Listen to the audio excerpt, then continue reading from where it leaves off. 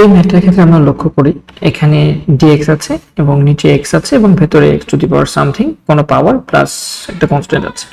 এবং আমরা জানি এই টাইপের ম্যাথগুলোর ক্ষেত্রে নিচে যদি x into a plus b into x to the power n এই জাতীয় কোনো রাশি থাকে তাহলে সেই ক্ষেত্রে আমাদের নিয়ম হচ্ছে আমরা let x to the power n কে 1/z ধরে নিই। তাহলে এই ফরম্যাটটার সাথে যদি আমরা এই ফরম্যাটটা তুলনা করি আমরা দেখব এখানে x এর পাওয়ার হচ্ছে 3, তার মানে n এর মান হচ্ছে 3, তাহলে আমাকে x cube is equals to 1/z ধরে নিতে হবে। তাহলে আমরা ধরে নিই let x cube equal to হচ্ছে 1/z, উভয়কে ডিফারেন্সিয়েট করলে 3x square dx equal to আমরা জানি -1/z square dz। -1/z square কিভাবে আসলো? 1/z মানে হচ্ছে z ইনভার্স 1, আর z ইনভার্স 1 এর ডিফারেন্সিয়েশন হচ্ছে -1 সামনে আসবে এবং z এর পাওয়ার 1 কমে যাবে। সো -1 ইনটু z এর পাওয়ার -2, so -1/z square. So 1/z এর ডিফারেন্সিয়েশন -1/z স্কয়ার। এখন জাস্ট এই ম্যাথে সবকিছুকে z দিয়ে রিপ্লেস করে দিতে হবে। খেয়াল করে দেখো dx আছে, dx কে এটা লেখা যায় এবং 3x স্কয়ার তো এই পাশে নিচে চলে যাবে 3x স্কয়ার, বাট ম্যাথে কোনো জায়গায় x রাখা যাবে না। আমি জানি যখন কোনো কিছু ধরে নেই z তখন পুরো ম্যাথটাকেই চেঞ্জ করে z এ নিয়ে যেতে হয়, x রাখা যায় না।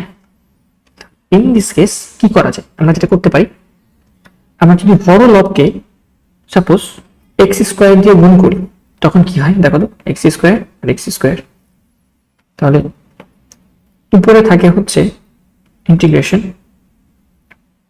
x স্কয়ার dx আর নিচে থাকে হচ্ছে x স্কয়ার আর x মিলে x কিউব।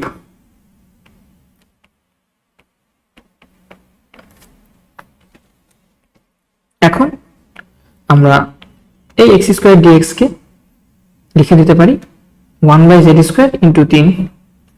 সো উপরে যেটা হবে,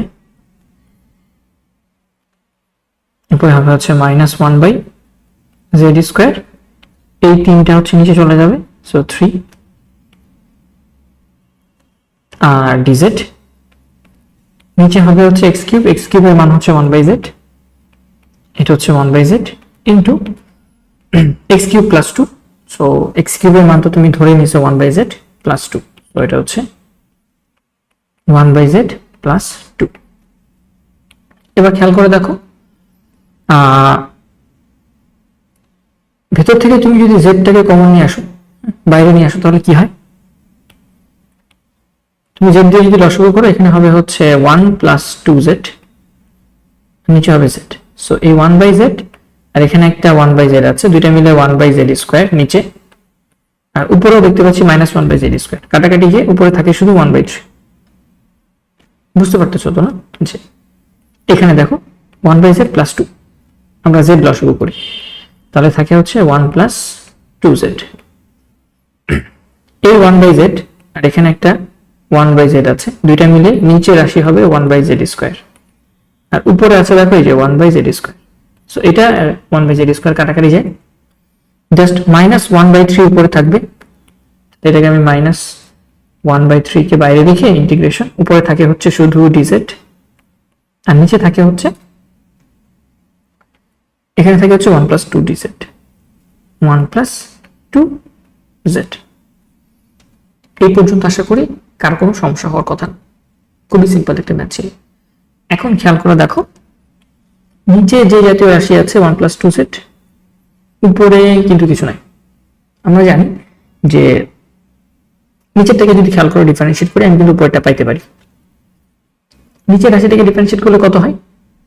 z এর সাপেক্ষে 2 থাকে, 2 তো উপরে নাই, তাহলে আমি যেটা করতে পারি উপরে 2 দিয়ে নিচে 2 দিয়ে গুণ করে দিলাম বাইরে, এতে কি হলো এই 2 এবং এই 2 কাটাকাটি যাবে, যা ছিল তাই থাকলো।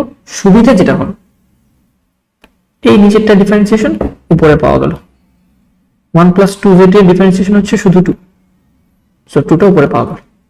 তাহলে আমি লিখতে পারি এখন এটা হচ্ছে -1/6 ln অফ নিচেরটা 1 প্লাস 2z প্লাস c। এখন জাস্ট জেড এর মানগুলোকে রিপ্লেস করে দাও। জেড ইকুয়াল টু লেখা যাবে, আমি এখানে জেড ইকুয়াল টু লিখতে পারবো, জেডটা উপরে চলে আসে, এক্স কিউবটা নিচে চলে যাক, তাহলে Z equal to 1/x cube. So ম্যাথটা হবে -1/6 ln of 1 plus 2 divided by x cube plus C. এই হচ্ছে আমাদের উত্তর। আশা করি আমরা বুঝতে পেরেছি। এবং এখানে নিচেরটা ডিফারেন্সিয়েশন যে উপরেরটা হয়, আমাদের ফর্মুলা আমরা জানি ইন্টিগ্রেশন, নিচের রাশিটা ডিফারেন্সিয়েশন উপরেরটা হলে ফর্মুলা হচ্ছে ln of নিচেরটা। এগুলো আমাদের মোটামুটি জানা আছে। ধন্যবাদ।